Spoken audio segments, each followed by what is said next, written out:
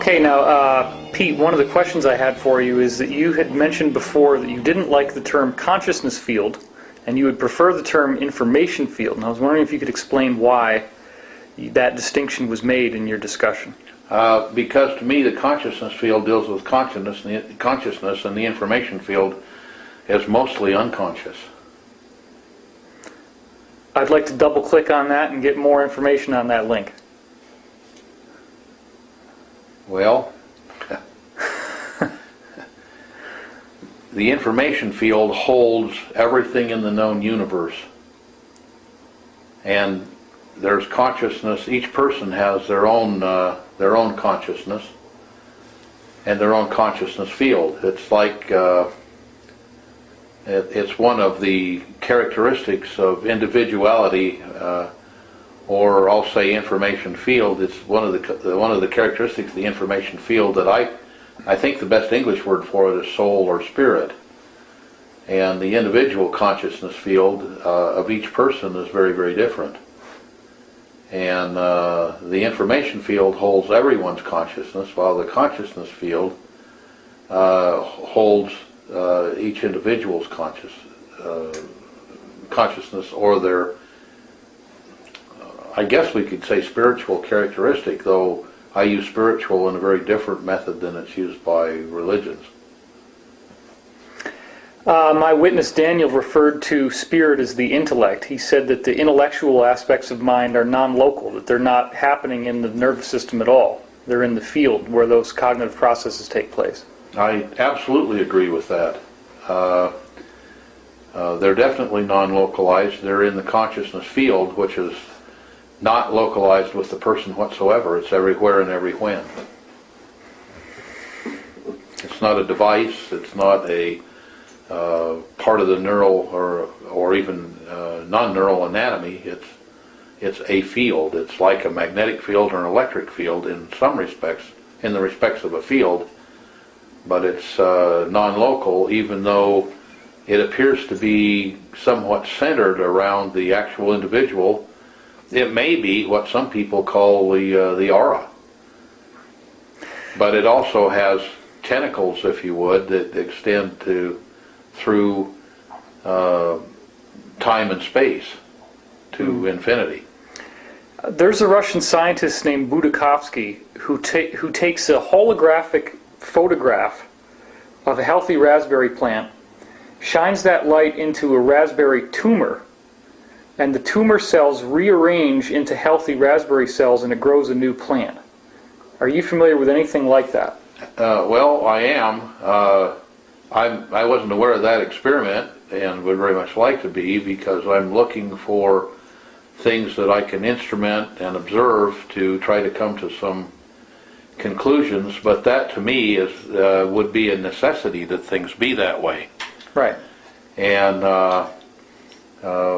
for example, one thing I found in human medicine, I'd like to be familiar with the experiment, but for example, I found out in human medicine, for example, I've come to the conclusion, and feel I can prove that to any competent neuroanatomist, that the DNA is merely a factory that generates the physical part of the body.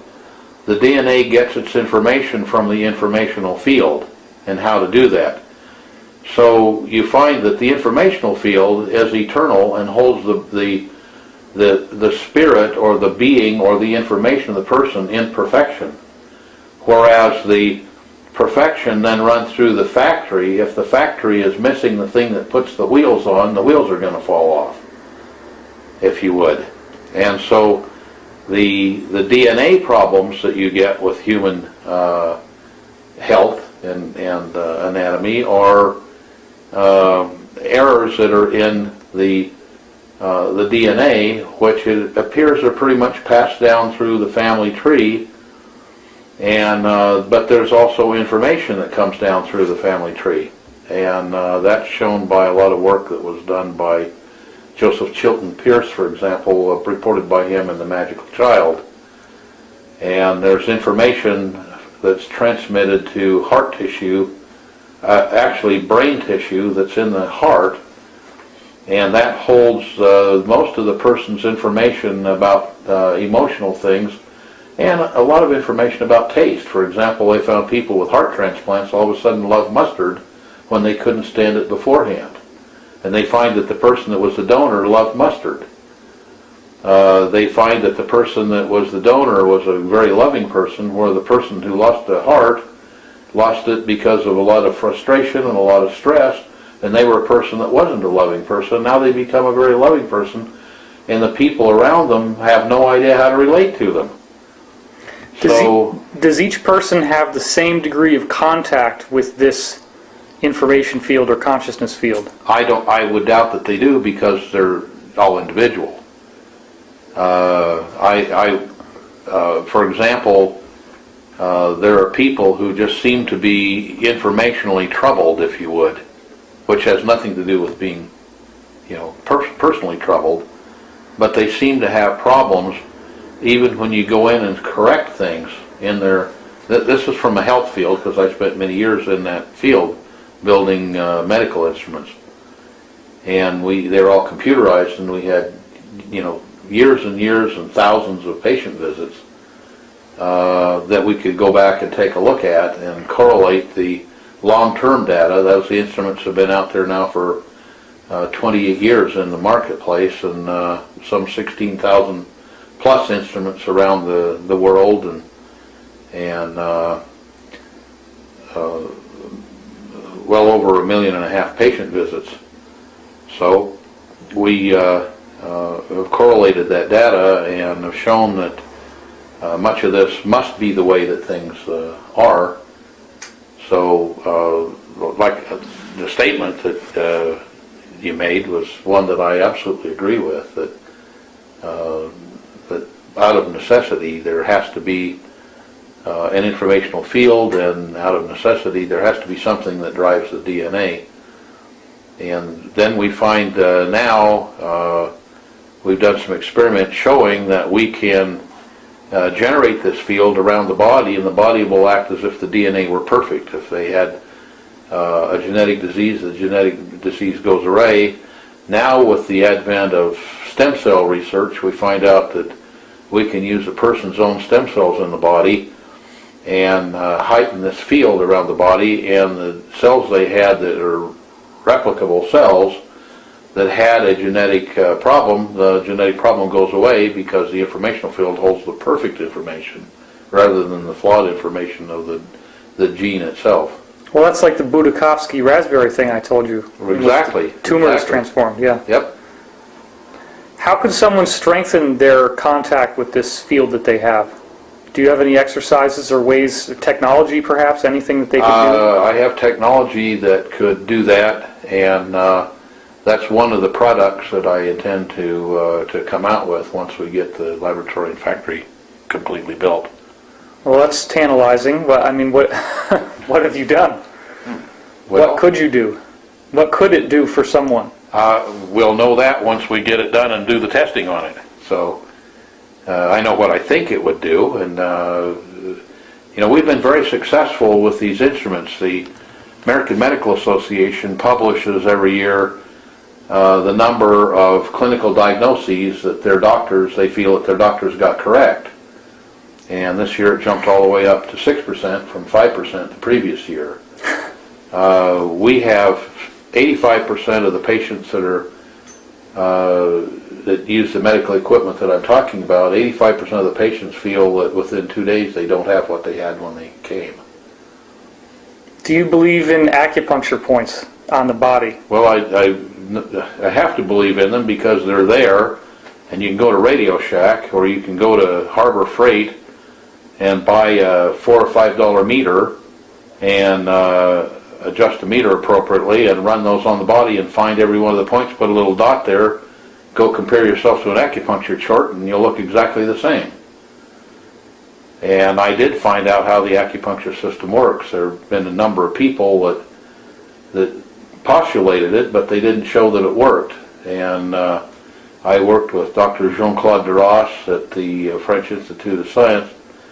He's a very famous acupuncturist. He taught the Chinese acupuncture. They did away with acupuncture in the 20s and made it illegal, even though it was practiced down every alley. And then during the Cultural Revolution, they brought it back. And the reason for that was they had a huge plague, and acupuncture wouldn't cure the plague, but penicillin would.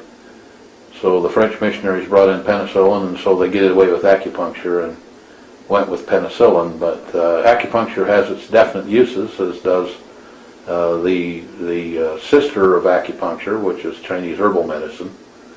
And it makes sense if you put certain chemicals in the body and certain precursors, you're going to get certain chemical reactions out of the body.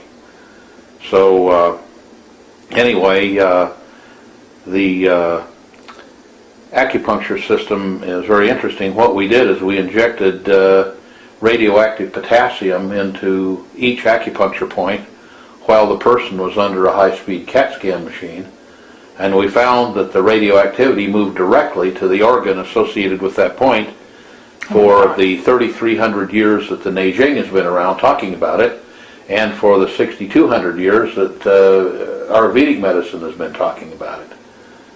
So we found there was a direct correlation to the, not only to the organ system, but to actual parts of it. For example, down the outside of the thumb, you have a point that gives you information about the entire lymphatic system just below the first joint, but above the first joint it talks about the lymphatics that are in the tonsillary ring.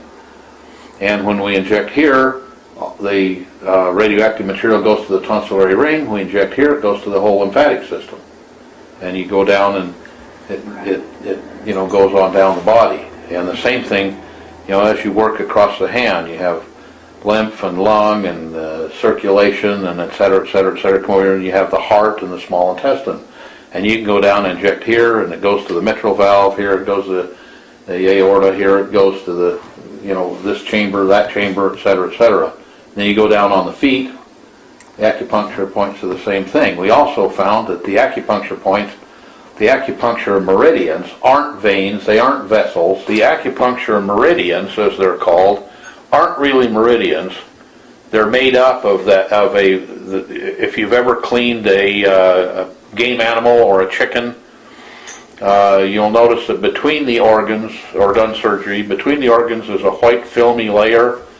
That layer is built up like a baklava. It's built up in a number of layers, and each of those layers is a capacitive, conductive surface, not meant for conducting materials such as radioactive potassium, but it works as does anything in the body. The body is a biological mechanism.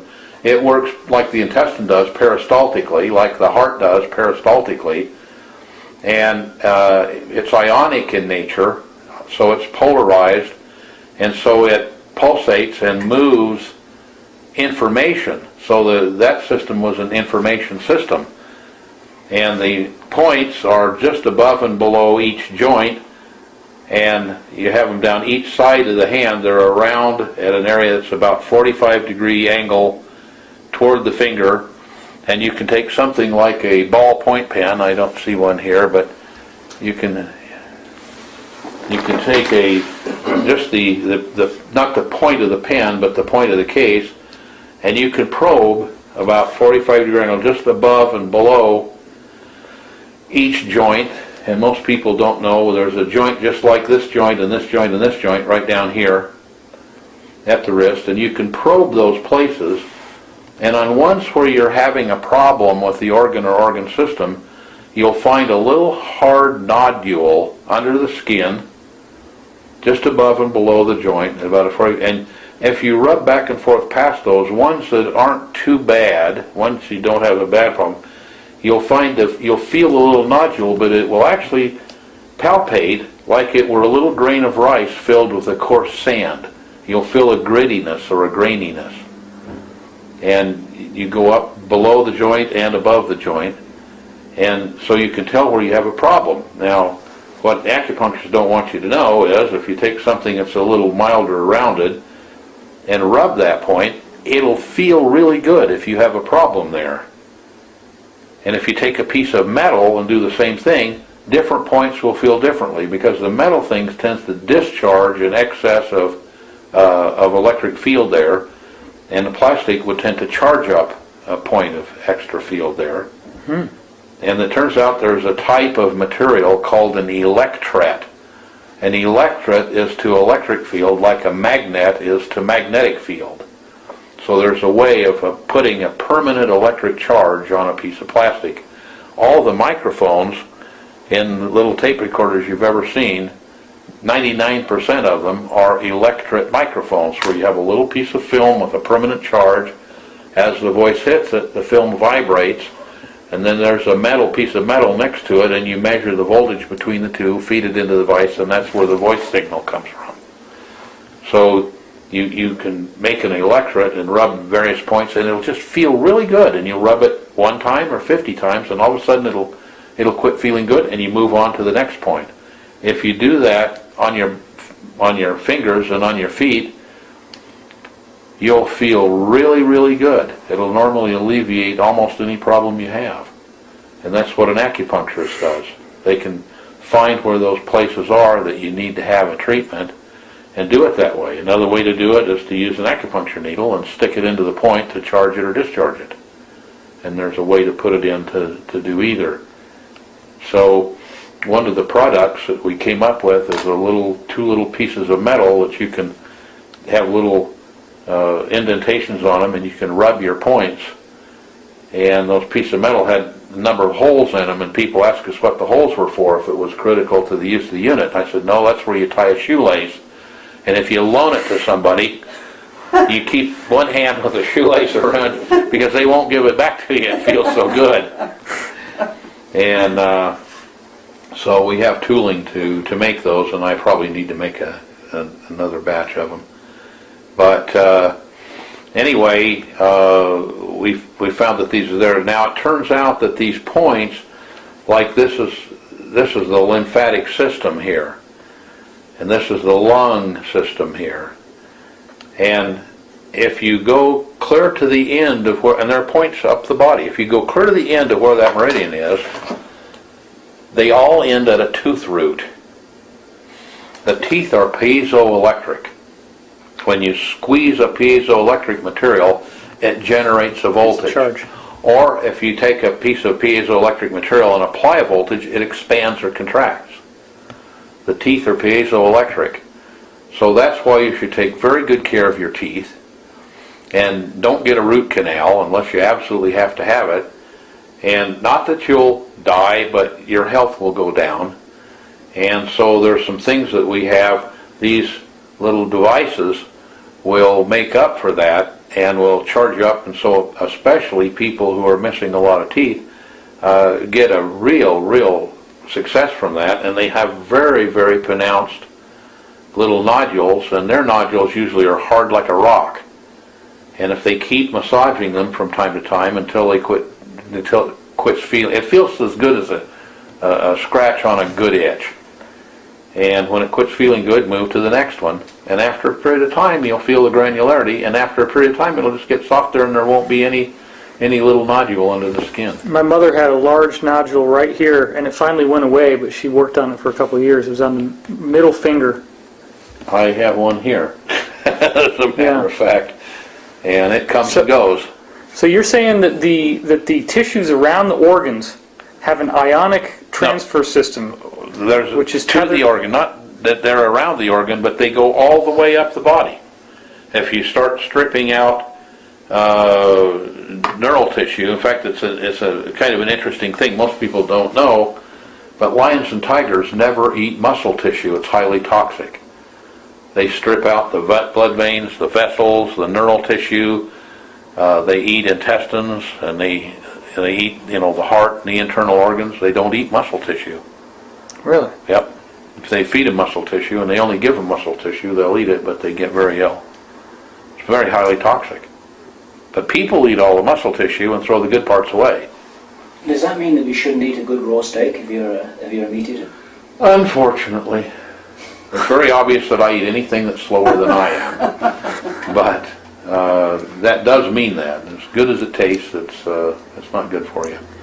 I'm just trying to understand. That's also why the kosher meats have a very specific way of sneaking up on the animal and not alarming them and very mercifully putting them out of their demise is because they don't want that animal to get excited and release a lot of toxin into the muscle tissue. This is not, whether they know it or not. This is not the typical nervous system you're talking about with sodium. No, there's no nervous system there. That's what I'm saying. It's a completely different system. There was a Korean fellow, Kim Bon-jung, who postulated that he said that I found the neural system, and here are pictures of the little tubules that carry a yellow fluid, etc., etc. And that's all been reported, and you can find that all over the internet, and you can find it all over medical literature. But what it doesn't report is that 4 years later he committed suicide and said he was sorry for perpetrating such a hoax. There isn't that system. People looked for it and couldn't find it, and finally he just had to admit that he made it all up. And so that isn't the system. We found how it worked because we injected the radioactive potassium, and then we looked at it and watched it go through the body. And it goes exceedingly fast. If you took blood from the tip of this finger and traced it back to the heart, it doesn't move very fast. It moves very, very slowly. It doesn't race through your veins. It jerks too. But if you inject the radioactive potassium here, we had to get a higher speed CAT scan machine to even see it. It really races. And it's the frequency of this. It's like milking a cow or a goat. It's a peristaltic action, and it really races through there. It's a very high frequency. Now you're saying this is all happening with some interface with the consciousness field or the information field? Informational field. Okay. And could you explain that? What's the energetic component? That's a couple-hour lecture. Well, could I get the elevator version? There's not really an elevator version. It depends where it is, what the problem is, which meridian it is. Okay, if an organ is dysfunctional, why would it matter what's going on in your hand? It doesn't. It makes what's going on in your hand. It creates what's going on in your hand. Okay. So because they're the extremities, somehow... Because we're built that way. You're saying you can either heal it on the hand or you can heal it directly on the organ, right? No, I wasn't saying that at all. What I'm saying is that problems in the organ manifest themselves both physically and informationally at the appropriate points on the body. Now, if you think about it, when you build a car, any car that you've had in the last 10 or 12 years has an electrical connector under the seat, and you plug a computer in there, and it'll say the oxygen sensor is bad, the brakes are getting weak. It'll say a number of things. So let's assume that somehow, whether divinely or by genetics, we were designed. Why not design a system where you could test the thing? I mean, we don't come with an operator's manual, but maybe we come with a system that is very easy for us to find out what the problem is and then alter things. Now, one thing we found out is that every substance has an informational field around it. We found out that a way to take that substance, place it on a device, and from the device find a numerical signature for that information field. Then we found a way, therefore, to store it in a computer. Now we can take the computer and run that information back out and generate an informational field. We can make that field large so it surrounds the body, and we can then measure in real time at these points, most of which are acupuncture points and some aren't. There are some acupuncture points that we find don't do anything, even though they're classical points. Now, 6,000 years ago or 3,300 years ago, they didn't have any kind of measurement instruments. So we now have a biofeedback system that will actually do that. A lot of our audience is going to think of the Rife machine when you say these numerical signatures. That's very unfortunate. Okay. Because there's no correlation whatsoever. Has nothing to do with the Rife machine. Okay. You worked for, didn't you work for Royal Rife? I worked for Rife for a period of time, yes. And I know how his instruments worked.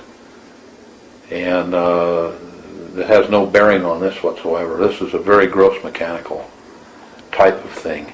Okay. And it doesn't work at all like anybody thinks. So that's another story. But anyway, threw me off a little bit here in my thinking about this. You can play a signature for specific compound. Yeah, we can make a signature for the compound, and what happens is the body will react to that informational field as if you had given the person that substance. And so you can go to an acupuncture point and get information from it that you can graph and chart on a machine, and it will tell you whether that organ is in a type of inflammatory process or in a degenerative process, and how much, how long it's been there, whether it's winning the battle or losing the battle.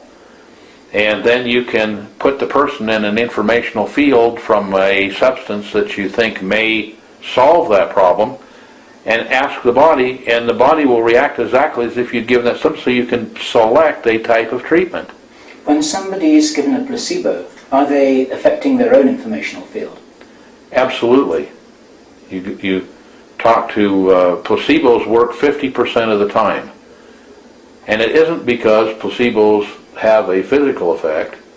They have a mental effect in some instances, and they have an informational effect in some instances. So you should be able to affect your own informational field. So, yes, people ask me when I built these very complex computerized machines that do the diagnosis and selection of treatment, they ask me, what's your goal for this machine? And I said, my goal is when the doctor throws the thing in the Dipsy dumpster and just does it.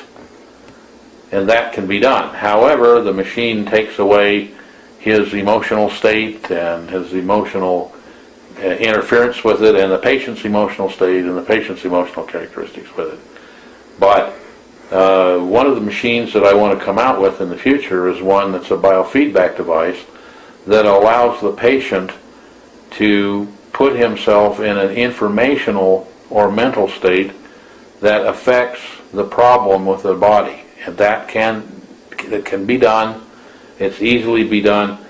And other than gross poisoning or gross overconsumption of something, such, for example, it's very beneficial to have vitamin A. We don't get enough vitamin A in our bodies, but you take too much vitamin A and you'll find yourself gaining water and getting ascites, and some people die from it.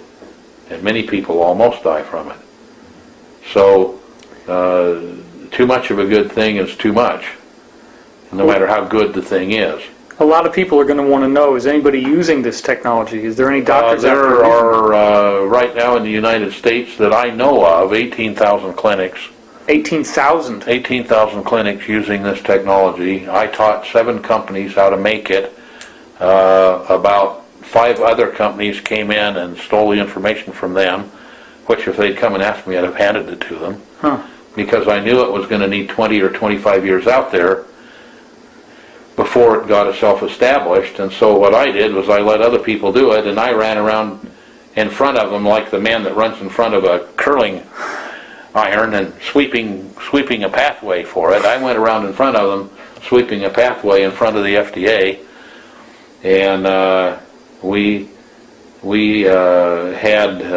got a very, very good publicity man whose mother had been given, 8 or 10 weeks to live, and we kept her alive for another 17 years. Oh my gosh. And he felt very happy about that, and so he jumped on our bandwagon. And out of that, it finally ended up, and about 10 or 12 years later, there's actually an alternative medical branch of the FDA And that branch handles things like we have, and in the meantime I spent a lot of money and a lot of time and effort and got this device actually approved by the FDA. So that was my next question. There must be publications, there must be documentation out there. Well, the only documentation I know is when you put my name into a computer, it'll come up and tell what a fraud this device is and how it's a quack device. But if you find out who put that in there, you'll find out that he says the same thing about a lot of other things that work.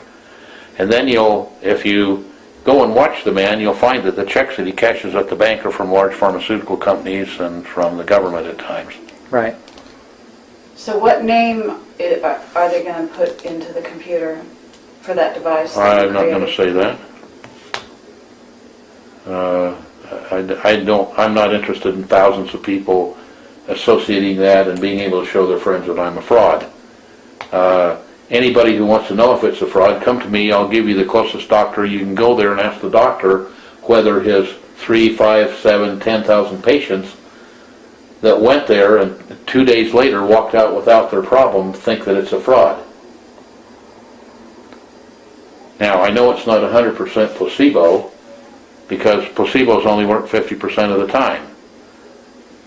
And even though the medical people, the AMA says, their doctors only get 5% of their clinical diagnoses correct, if they only get, 5% or 6% now this year, their clinical diagnoses correct, what do you think they get correct of the treatment? You know why they say practicing medicine. Or on the other hand, watch the TV show House, and each incidence is they try 5 or 6 or 7 treatments, almost killing the patient each time, and then find out what the solution is. He's supposed to be the best diagnostician in the world, on television. But it's very true to life. Comes out of Canada. They're a lot more frank there. And you get the picture of practicing medicine. They don't have an idea. They don't have a way to have an idea. And so I'm now ready, after 28 years of having this device out there, and about somewhere between, probably 1.2 to 4 million or maybe more patient visits behind it, all computerized. In the medical terminology, it's anecdotal, because the patient can't tell you if they're well or they don't have the symptom any longer. That's illegal. But I'm now ready to go up against any one of them, because I can prove that my diagnoses with this type of machine are absolutely correct, because when they go look with conventional diagnostic tools and equipment, I'll see the problem as much as 20 years before it manifests itself in the body, where common medical things can test it. How can I prove that? Well, I'll wait 20 years and prove it. That's what we've done. That's why I have 27 years of testing done on it. That's why I have people that came and thought it was a fraud and didn't accept the medication, but I watched them over a period of time and saw them eventually die of what I told them they would die from.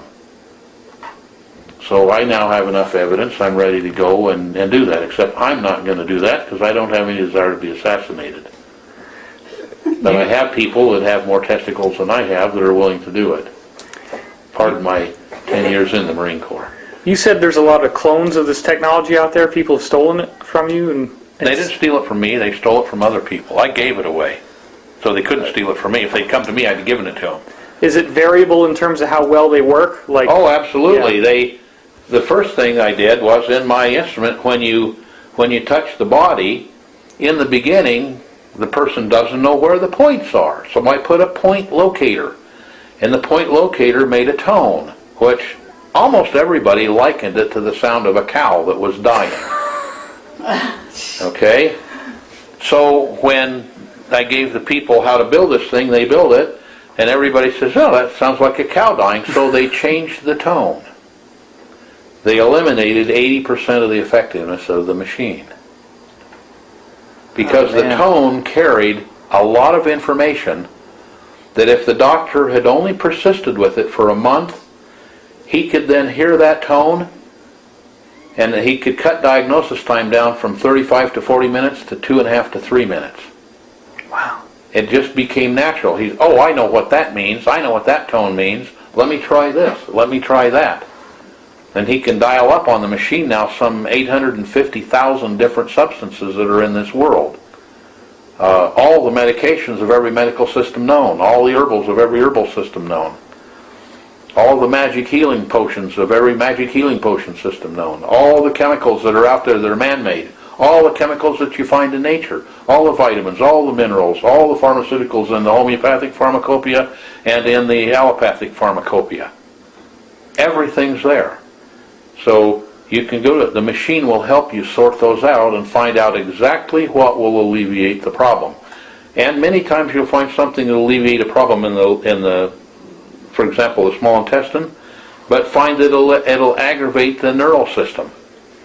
So you say, oh, well, there must be another medication that'll work and not counteract something here. So you can go back and find that particular medication. Now you know what to give. Now you can ask it, okay, if I'm going to give this, how much should I give? It'll tell you an exact amount. And like everything in nature, there's a bell curve produced, a curve that looks like a bell, and you want that medication that's right at the peak of the bell curve. You want just that amount that'll produce that reaction. And bang, you give it. And many times when we give the medications to a patient, they'll bounce up and down like they were at Disneyland on Mr. Toad's Wild Ride. And all of a sudden they go, oh, I've had that pain for 20 years and now it's gone. Did we heal them? No. Did we cure them? No. Why do I say no? Because it's against the law. Did they believe they were healed? Yes. Did they believe they were cured? Yes. What makes the difference? One thing that I think is really important is if this video is out there online, there's going to be a lot of people that want to claim that they have this technology to profit from it. Oh, absolutely. And it may not be the one that you're actually talking about. Absolutely. How do we prevent against that? Is there a search term we can give people on Google or doctors that actually are using the right one? Or well, the problem is that the first about 6,000 doctors I trained, and they had machines that mooed like a cow, and it was really good, and after that it went downhill. So again, I'm building a laboratory and a factory where I will produce these, and instead of having to do like you have to do today to pay between $12,000 and $50,000 for one of the machines, I've got one that's built in fountain pen and we'll probably sell it for around $99. Wow. But there are similar healing modalities in existence. Oh, which is there are some that work beautifully. Radionics. But there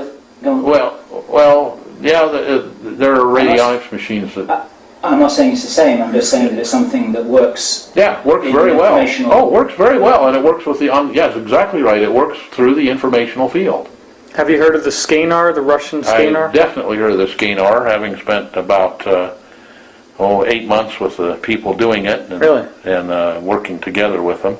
There's another machine for pain. It's called the Acuscope, which was brought to this country by Tony Nabrensky, who was the KGB man in this country looking for medical technology to send home to Russia. There's a guy named Dr. Hartmut Mueller who built this LED thing that you put on your skin.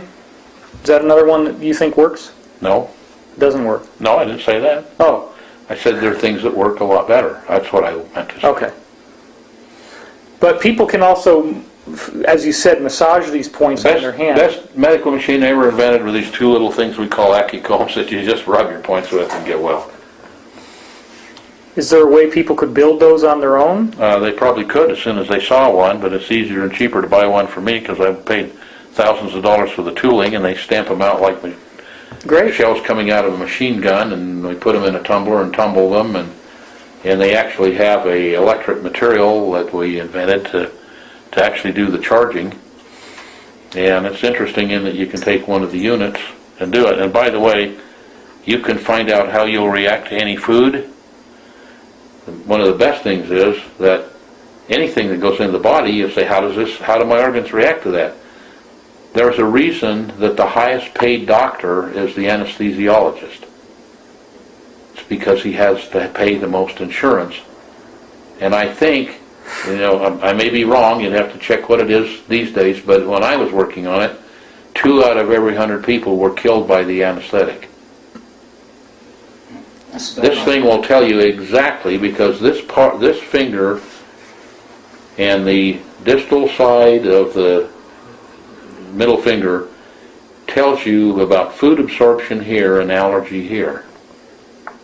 And it will tell you whether you have an allergic dispensation toward that medicine. It'll tell you that anesthetic. It'll tell you how your body will react to it. How does it tell you? By making an indication. What? There's an indication on a meter and on a chart. And when you learn how to read the meter and learn how to read the chart, which can be taught in approximately 1 minute, you can tell whether you're going to have an allergic reaction or not. Another thing we found was out of an major university's animal husbandry department, we found that there are 33 substances that all humans and all animals are allergic to. Most of them are phenolic compounds, have a 6-sided benzene ring in the molecule, and a couple are hormones and a couple are proteins. And we found out that we can measure here, and we can find out exactly, if you have allergies, exactly what you're allergic to, and then we can take that material and prepare it homeopathically and give you a couple drops under the tongue, and that allergy will disappear entirely.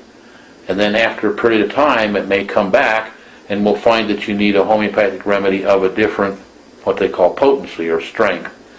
And then you take that. And sometimes it takes you 3 or 4 days to chase this thing around and find out exactly what you need. But eventually you'll get to an end point, and you won't have that allergy. And as far as I know, when we've tested people now for 28 years, nobody's ever had an allergy come back. Wow. And we're dealing strictly with an informational system here that modern science refuses to do, but it doesn't seem to make much difference to those people who had allergies and don't, that modern science doesn't like it. It doesn't fit their paradigm, which is wrong. I just want to say on camera here that what we are very clear about, having spent quite some time talking with you, that you're not trying to get rich through any of this. You want to make this technology available. I have no need to make any money. Yeah. The only reason I want to build the things is so they're built right and they moo like a cow. Dying cow. Yeah. Because that lets the doctor do the treatment for much less, or the diagnoses for much less money. And remember, the doctor only uses this to help him in making his diagnoses. Diagnoses can't be made by a machine, only made by a doctor. Yeah. And that's why in the beginning we only sold them to card-carrying AMA, card-carrying MDs. Then we sold a few to chiropractors.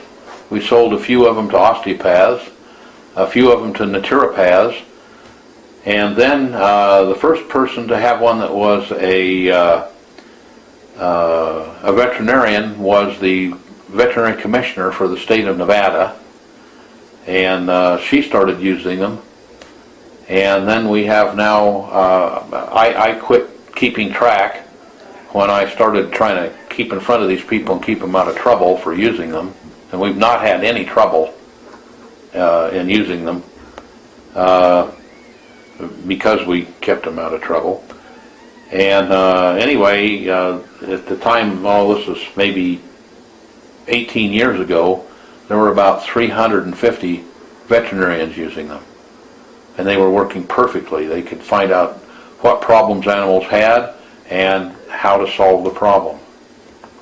Okay. Folks, we're coming to the end of our third hour, and there may be a number of other topics which we want to touch on before, well, while we have the opportunity. In fact, I know there are a number of other topics. I've had my share of the cherry. David, is there more things you'd like to pick up on? I know that Kerry's got some questions too. Yeah, I'm just sensitive to all the emails that are going to be coming in. People are going to want to know how to buy these little plates. So if you say you can machine them, once you're ready to do that, can you give us information? If I had orders, I could probably ship within 2 weeks. Okay. And I can't tell you what they cost. I know that one of the plates, out of necessity, needs to be copper. And I know that one of the plates, the factory that used to make my electret material, has gone out of business. So either I'll have to make it or find a factory that does it. But we have tooling that fits in a machine called the Yamada punch press that punches it out faster than you can even see, and then it just has to be tumbled in the right combination of things to make it smooth and easy to handle so it doesn't have sharp edges on it. But it's not that expensive is the bottom line. It's not really that expensive. the copper in it now costs about $7 or $8 for the copper plate, and probably much the same for the electric plate. And then we have to stamp it and process it. It comes in normally in a little carrying case with a separation between the two, Okay. and a little set of cards that you can fold out that shows all the points on the hand, all the points on the feet. So they're pressure points, whether things that you deal with indigestion and headaches and that kind of thing. Well, you have your first order right now. Yeah. I've taken them to, I don't know, maybe a couple hundred health fairs and Psychotronic Association meetings and Global Science Congress and Tesla Society meetings and dowsing meetings and so forth, and I've never taken them. I started with taking 20, and then I take 50, and then I take 100, and I've never found a time that it didn't sell out before noon. Right. On the first day. And and once I sell 3 or 4, then people can't put it down. So they're standing there doing it. People go, where'd you get that? What does that do? And the guy, here, let me try it. No, I don't have a shoelace. So then I start giving a shoelace with them so they get them back. So anyway, people like the way it makes them feel. It likes the way they make their hands feel. And they determine by themselves, without any help from the government, that they actually do something for them that they like, and so they buy them. Well, yeah, I think it's really important to note that the healing is within. We all have this power to heal ourselves. Well, like I said, in any medical device that I've ever done, and I've also, by having the machine as a biofeedback tool, I found a number of substances that do miraculous things for the body. And such as? Out of all those substances and all the machines, the best thing I ever did was the plates, and they're not expensive. And what I tell people is, if you think about this right, you can just throw the plates away. Which brings up another device that I'll be putting out that looks like a cigarette pack. That's a bad thing to use. Like a pack of playing cards. Maybe that's even bad to use. But it's a little device that has a headband that you have a little electrode you soak with salt water in the front and the rear. And it measures... Salt water? Salt water. Just regular salt water, table salt. And you put that on and it makes a tone. And we give a little cassette tape that makes a tone. And you can learn to, with your brain, you can learn to match. It's like if I hum or whistle Yankee Doodle 10 times, you can hum Yankee Doodle. And if I do Mary Had a Little Lamb, you can do Mary Had a Little Lamb. This makes a sound, and you learn to generate that sound by holding your tongue right. By seeing a watchmaker work. The position of your tongue changes the tone? No, that's what I didn't want to say. Oh. If you watch someone that's doing precision work, like an engraver or a watchmaker, they do it this way. Okay. Yes, they have to hold their tongue in a certain way, and it lets them do things, but you don't necessarily have to hold your tongue right. You learn how to hold your mind right. And so this gives off an even pitch, but the pitch is varying? No, it's not an even pitch. It's a varying pitch. It sounds like whistling a tune. Okay.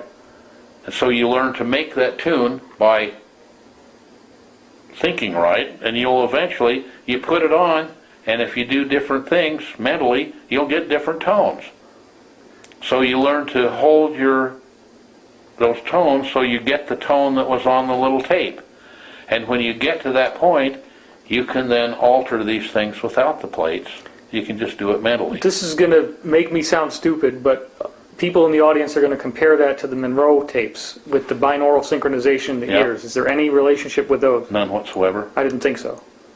Is this like an EKG, like it's a brainwave? No. Okay. What's making the tone? A electrical field that's generated by the body. So why these 2 points then? Because those are the ones that work. Okay. So is it only used for healing, or are there other... You can do, my favorite thing to do with it is find somebody that's into to brainwave analysis and brainwave work, and go have them implement me and then play Yankee Doodle for them with my brain. they immediately say, oops, the machine is broken, we've got to fix it, because nobody can learn to do that. Sorry, I could teach anybody to play Yankee Doodle with their brain in 2 weeks. But I mean, are there... And then once you learn to do Yankee Doodle, you can do Mary Had a Little Lamb in about 10 minutes. Let's say you have a guy that can move things with his mind. He has telekinesis, and Yep. he makes a song on this thing. He makes a song, and you buy the song from him, like buying an MP3 thing, and you make that song, chances are very good you're going to run that little ball bearing around through the maze with your head. Really? Yep. That's very interesting. And I can tell you that government agencies have bought those by the thousands. So How would you get an electrode on the back of your head? Isn't that going to go through your hair? Well, surplus-wise, I bought about 10,000 little fold-out razors that are used to scrape hair off the body when the surgeon needs to sew it up. You just put a little shaving cream on it and scrape a little piece off. And there's a headband you wear? There's a headband you wear, and there's 2 little electrodes made out of a special metal, and they have a little cotton sock over them. And you soak this, you take water and you put it in a little bowl and you stir water and salt together until no more salt will dissolve, and you dip those in there and squeeze them out a little bit and put them, and use a little washcloth with some soap on it and wipe the grease off the area here and the grease off the area back here that you've balded, and put it on, and it works just fine. Wow. How precise do you have to be in placement? Does it have to be right smack on? No, within a couple inches. No, it doesn't go on the third eye. That's a lot of your people will ask that. It goes in a different spot. Okay. But it's very easy to tell where it goes because you put it on and it isn't making we'll call it brainwave noise. That's not what it is. But then anything that isn't hooked directly to the brain isn't brainwave noise anyway. I have a 60-second question before this tape goes out. Why would the agencies be interested in stuff like this? Oh, I don't know that I can say that. Okay, we'll leave it to our imagination. Leave it to your imagination. Okay. I can tell you that there were a lot of them bought at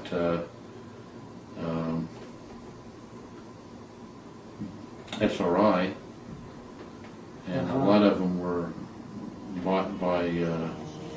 To teach remote influencing. I didn't say that. I didn't even hint that. I said And that. I wouldn't do that if I were you. Oh. Not unless you'd like a visit.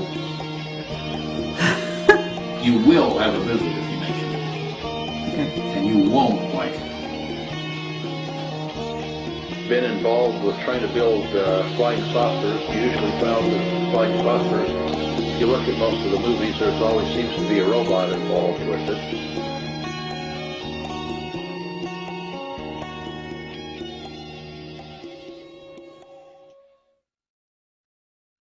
And that's shown by a lot of work that was done by Joseph Chilton Pierce, for example, reported by him in The Magical Child.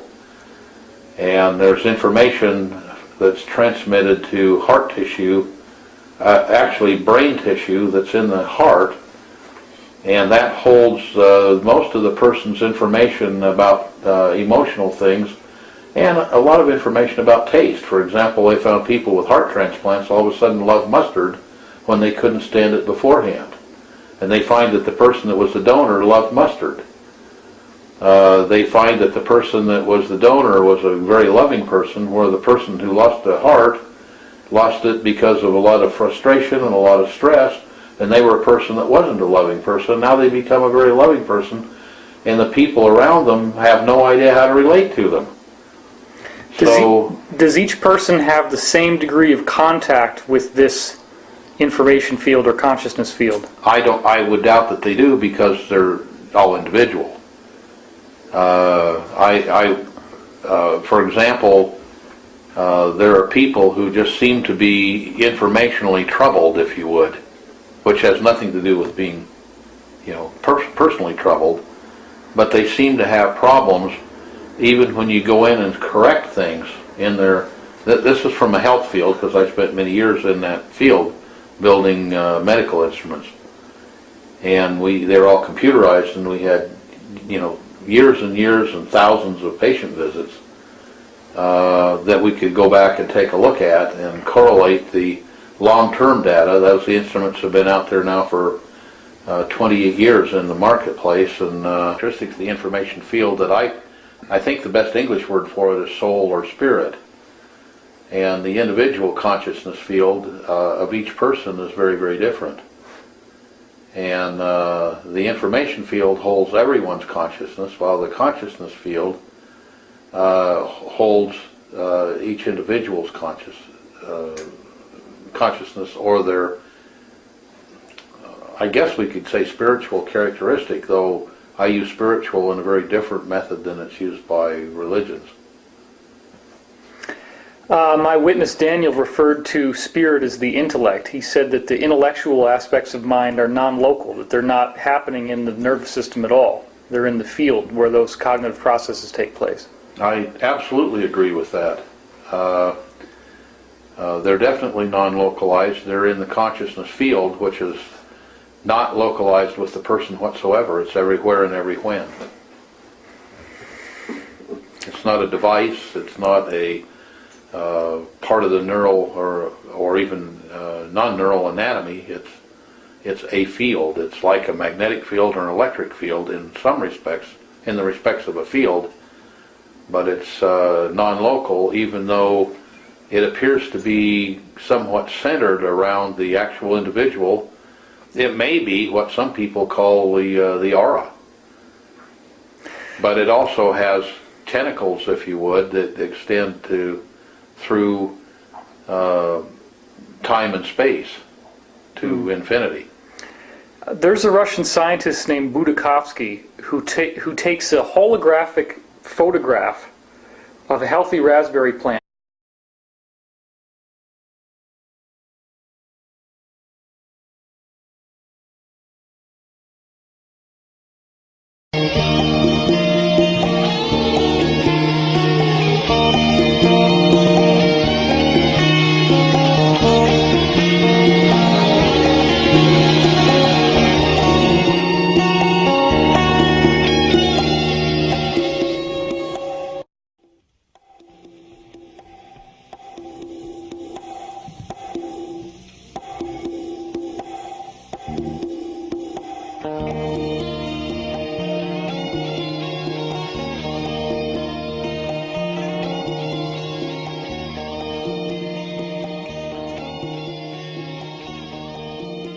Okay, now, Pete, one of the questions I had for you is that you had mentioned before that you didn't like the term consciousness field, and you would prefer the term information field. And I was wondering if you could explain why that distinction was made in your discussion. Because to me, the consciousness field deals with consciousness, and the information field is mostly unconscious. I'd like to double-click on that and get more information on that link. Well,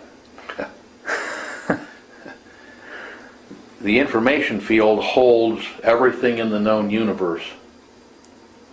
And there's consciousness. Each person has their own consciousness and their own consciousness field. It's like it's one of the characteristics of individuality, or I'll say information field. It's one of the characteristics. Shines that light into a raspberry tumor, and the tumor cells rearrange into healthy raspberry cells, and it grows a new plant. Are you familiar with anything like that? Well, I am. I wasn't aware of that experiment, and would very much like to be, because I'm looking for things that I can instrument and observe to try to come to some conclusions. But that, to me, would be a necessity that things be that way. Right.